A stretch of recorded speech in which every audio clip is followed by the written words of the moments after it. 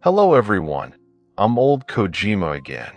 Today, before the sun has climbed above the rooftops, I want to ask you a very simple question.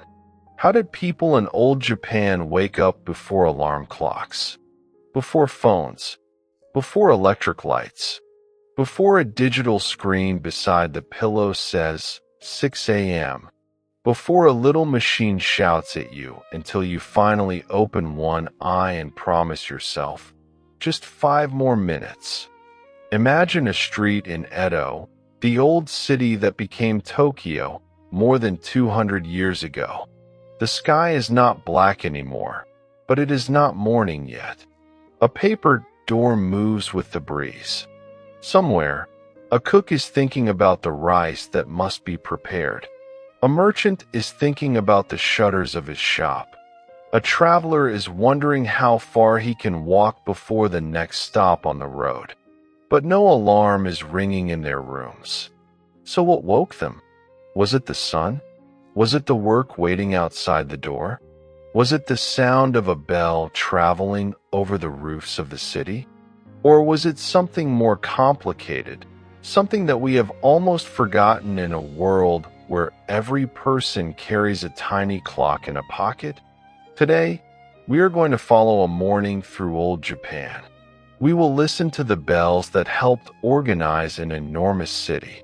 We will discover why an hour in summer was not the same as an hour in winter. And we will meet different people whose mornings began for very different reasons. By the end, I think we will find that there was no single Edo alarm clock. There was something much bigger. There was a rhythm shared by sky, sound, work, family, and community. Let us begin with a small problem. When we ask, what time did people wake up? We are already asking the question in a very modern way. We imagine a fixed time, 6 in the morning, 7 in the morning, a number that means the same thing in January and July, a number that means the same thing in Tokyo, London, New York, or any other city connected by trains, airplanes, phones, and electric lights. But in Edo, Japan, time was not experienced in exactly that way. For many people, the most important question was not, is it 6 o'clock? It was, is the sky beginning to lighten? Has the bell sounded? Is it time to open the shop? Is it time to begin work in the fields? Is the rice ready? Will we leave early enough to reach the next town before dark? In other words, morning was not only a number. Morning was a condition. It was light arriving. It was the neighborhood moving. It was the beginning of responsibility. Of course, people in Edo did have clocks. Wealthy households, officials, and some merchants could own mechanical Japanese clocks, called wadoki. But a personal clock was not the common alarm system for every person in every home. For ordinary life, time was often heard, seen, and felt through the community around you. Think about that for a moment. In our world, the alarm clock is private. Your phone rings for you. My phone rings for me. We may live in the same building and begin our days at completely different times. But in an Edo town, the day could begin with sounds shared by many people at once. A bell did not know your name. It did not care whether you were tired. It simply told the neighborhood that time was moving.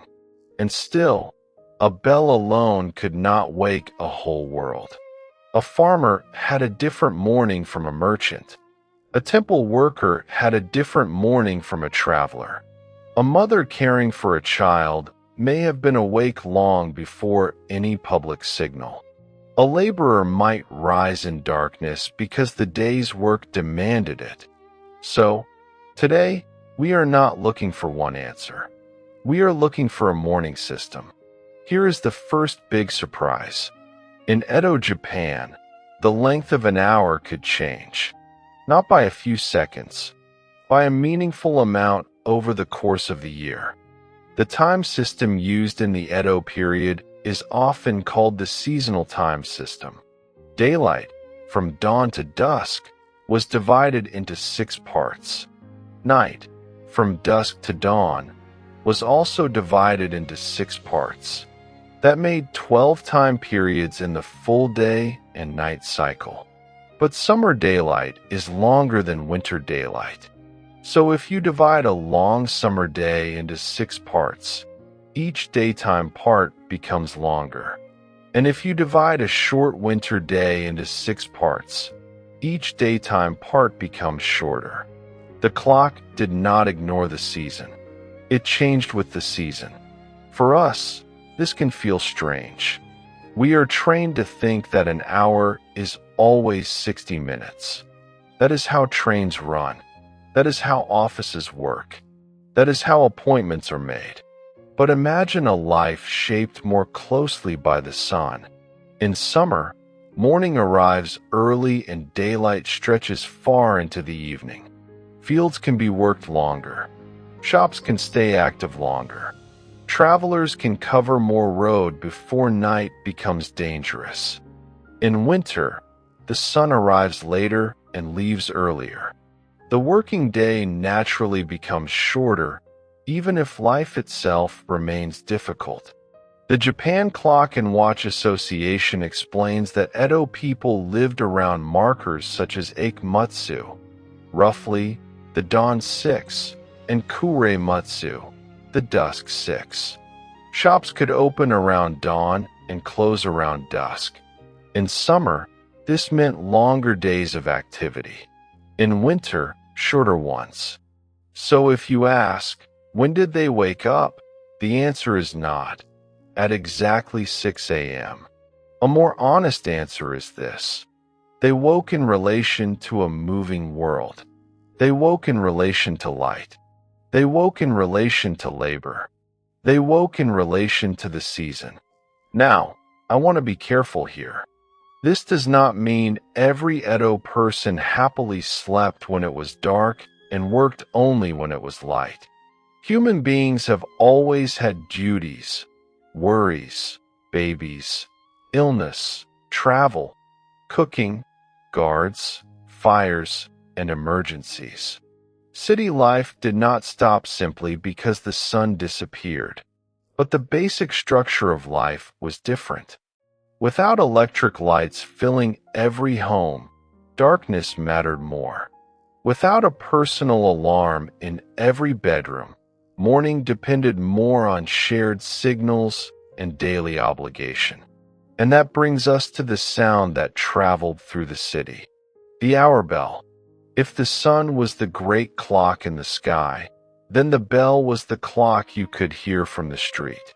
The Seiko Museum Ginza describes several kinds of time bells in Edo life. There were castle bells connected to official work. There were temple bells connected to religious life. And there were town bells, bells that helped communicate time to people living and working in the city. In Edo, bells were placed in several locations around Edo Castle. The museum describes 9 bell sites in the city at one point in the system's history. These bells did not simply ring at random. They were part of a coordinated network. Imagine that. No radio, no telephone, no electricity, yet a city was creating a shared sense of time through sound. Before the main striking, a bell could sound preliminary strikes, 3 warning strikes, called sutgain. These early strikes helped alert the next bell strikers that the time signal was coming. One bell prepared the next prepared another. In this way, the sound could move across the city. I love this image because it is almost like an old form of communication network. Not a message written in words, not a private alert, just a sound carrying one simple idea. Time has changed. The day is moving. Pay attention. But remember, these bells were not small alarm clocks sitting beside a pillow. Not everyone heard them in the same way. A person living far away, sleeping deeply, working at night, or caring for a child would have a different relationship with the sound.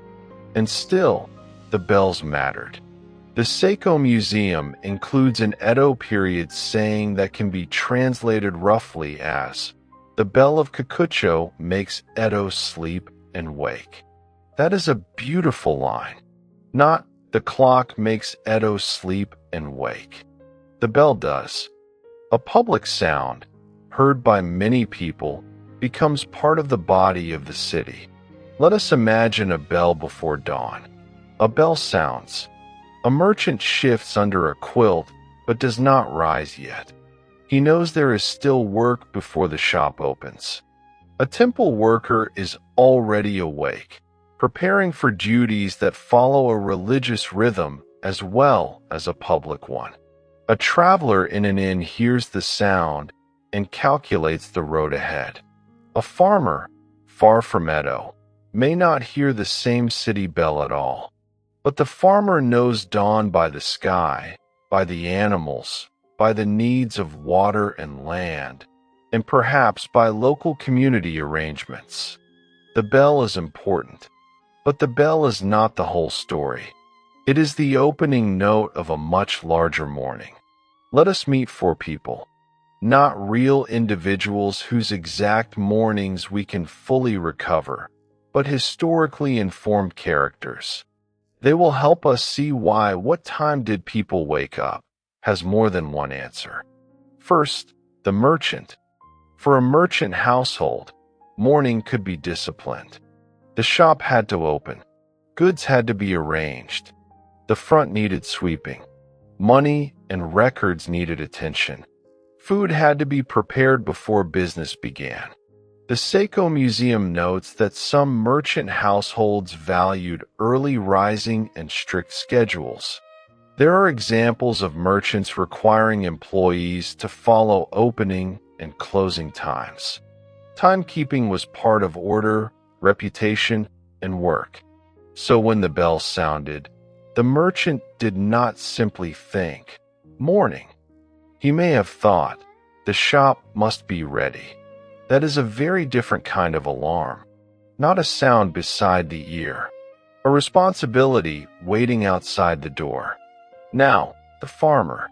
The farmer's morning was shaped by season even more directly. Planting, irrigation, harvest, weather, animals, and shared labor all demanded attention. The Seiko Museum describes records showing that farmers and communities could organize agricultural work and water use around agreed times. In other words, time was not only personal. It was something a village had to manage together. A field cannot wait for a phone notification. Water in an irrigation channel cannot be scheduled by a digital calendar. The farmer rises because the sky is changing, the work is waiting, and other people are depending on the same water and the same day. Third, the temple worker. Temples were places of religious activity, community presence, and in some cases time signals. The temple bell did not simply say, "Wake up." Its meaning could be connected to ceremonies, daily duties, and the ordered life of the temple. A person working there may have been awake before the broader town moved. The day begins with sweeping, preparation, incense, water, prayer, or the care of the grounds. For this person, morning comes through practice, not only through sound. And finally, the traveler. Travel in Edo, Japan required planning. Roads were walked. Distances mattered. Weather mattered. Daylight mattered. Inns, checkpoints, bridges, and mountain paths all shaped the journey. A traveler may wake early because the road is long. The bell might help mark the hour, but the real alarm is the knowledge that if you leave too late, you may arrive after dark. So here are 4 mornings. The merchant wakes for the shop. The farmer wakes for land and water. The temple worker wakes for duty. The traveler wakes for distance. The bell gives a shared signal. Life gives each person a different reason to rise. Let us go inside the home. What happens after someone wakes up? This is where the answer becomes quiet and ordinary. And that is exactly why it matters. A morning in old Japan could begin with bedding being folded and put away. Space inside a home was often used differently throughout the day. A place for sleeping at night could become a place for eating, working, or receiving customers in the morning. Then there was water. Water for washing. Water for tea. Water for cooking rice. Water for cleaning. Then there was the fire. In a historical kitchen, preparing heat for food was not as simple as pressing one button. It required fuel, attention, and skill. I want to be clear, we are not recommending old fire methods for a modern home. We are simply noticing how much work was hidden inside the first meal of the day, then clothing, then sweeping, then preparing the front of the home or shop. And perhaps, while all this is happening, a child wakes. Someone calls from another room. A neighbor passes outside. The sound of the town grows a little louder. This is why I do not think we should imagine one person lying in a silent bedroom, waiting for a bell to command them to rise. Many people woke because the home itself was waking. A family's movement becomes a kind of alarm. The sound of a door sliding open, the brush of a broom, the lid of a rice container, the first conversation of the day, the footsteps of someone already working. In our modern world, we often try to make waking up more private. Earplugs, dark curtains, silent phones, individual schedules. In an Edo household, private sleep still existed, of course. But daily life was often closer together. The home, the shop, the street, and the neighborhood could all be much more connected. The morning did not enter through one device. It entered through the whole house. Now let us return to the seasons. Because the changing length of daylight did more than change a clock. It changed the feeling of waking up. Imagine summer. The sky brightens early. Birds begin sooner. The air may already be warm. In a town, there is more light for work. In the countryside, there is more daylight for fields. Now imagine winter. The room stays dark longer. Cold air presses against the paper screens. Bedding is harder to leave. The sun is lower, and the active day is shorter. The Japan Clock and Watch Association explains that Kure Mutsu, the dusk marker, could fall much later in late June than in late December because daylight changed with the season. This is one reason the Edo time system can teach us something interesting. It reminds us that a day is not only a number on a clock. A day has a shape. The shape changes. Today, electricity lets us flatten that shape. We can work late in winter under bright lights. We can wake before dawn in summer and stare at a screen indoors. Our schedules may look almost identical across the year, even when the world outside is completely different. Edo life was not easier. Let us not pretend that it was. Winter could be harsh. Summer could be exhausting. Work could be long. Poverty could be severe. But the daily schedule was often more visibly connected to natural light. The sun did not merely decorate the day. It organized the day. For the merchant, Eikmutsu and Kuremutsu could help shape opening and closing. For the farmer, season and light shaped labor.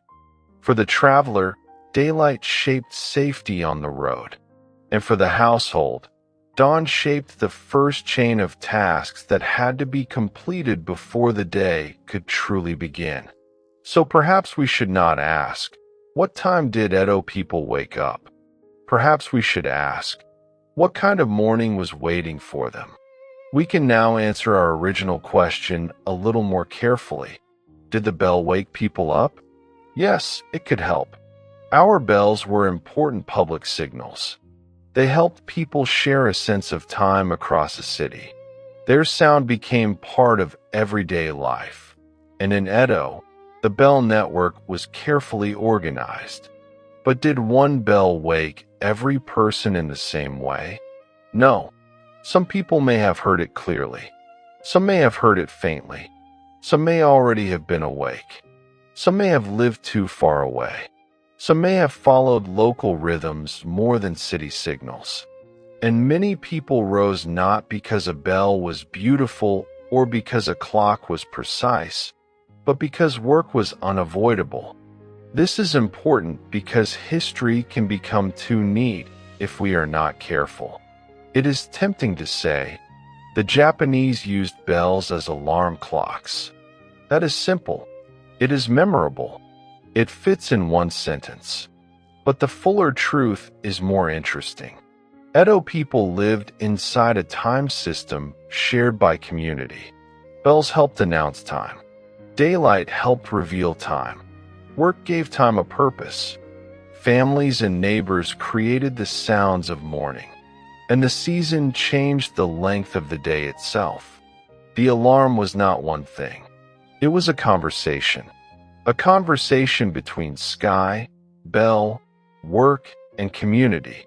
And perhaps that is why the old saying about the Kakucho bell is so powerful. It made Edo sleep and wake. Not because it entered every room like a modern phone, but because its sound belonged to the shared life of the city. I wanted to understand this feeling, not perfectly, because I cannot truly become an Edo resident for one morning. I have modern walls, modern safety, modern neighbors, and modern responsibilities. But I can borrow one small idea. For one morning, I will not set an alarm. I will wake with dawn, with the sound of birds, and with a very quiet recording of an old-style bell played at a respectful volume. At first, I thought this would feel peaceful, and it did, for about 5 minutes. Then I realized something. A modern alarm gives you certainty. It does not ask whether it is cloudy. It does not care whether you slept badly. It does not care whether it is winter or summer. It simply rings. Dawn is different. Dawn is gradual. It does not command you. It invites you. I heard birds before I truly felt awake. The room changed color slowly. There was no single second when night became day. And then the bell recording sounded. It did not feel like an alarm. It felt like a reminder that the day had already begun moving without me. That is the part one found most interesting. In modern life, we often wake because a device pulls us out of sleep. In an Edo-style reflection, waking feels more connected to entering a world that is already awake. The sky is changing. The street is changing. Other people are beginning their work. You are not being summoned by a machine. You are joining a rhythm. Now, I am not going to tell you to throw away your alarm clock. Please do not miss work because Old Kojima became too poetic before sunrise. But I do think there is something worth remembering. The first minutes of a day do not have to belong entirely to a screen. Sometimes, before we check messages, schedules, headlines, and numbers, we can notice one real signal from the world outside. The light, the weather, the sound of the street, the beginning of the day. So, how did people wake up in Japan before alarm clocks? They woke with the light. They woke with the bells. They woke with the sound of a household beginning to move. They woke because a shop had to open, water had to be carried, food had to be made, fields had to be tended, roads had to be walked, and duties had to be met. The hour bell was important. It helped give a city a common rhythm. But it was not the only alarm. The real alarm was the world itself. The sky said, "Morning is coming." The bells said, "Time is moving." Work said, "You are needed." And the community said, "The day has begun." That may be the most surprising answer of all. Old Japan did not solve the problem of waking up with one clever device. It solved it with a way of living that was more connected to season, sound, labor, and one another. Thank you for joining me today. If you enjoyed this quiet journey into a morning in Old Japan, please leave a comment and tell me this. What should Old Kojima investigate next? How people cleaned their homes without vacuums. How they cooked rice before electricity. How travelers crossed Japan before trains. Or how a whole city saw at night before electric lights. Until next time, wake gently and listen carefully. I'm Old Kojima. Goodbye for now.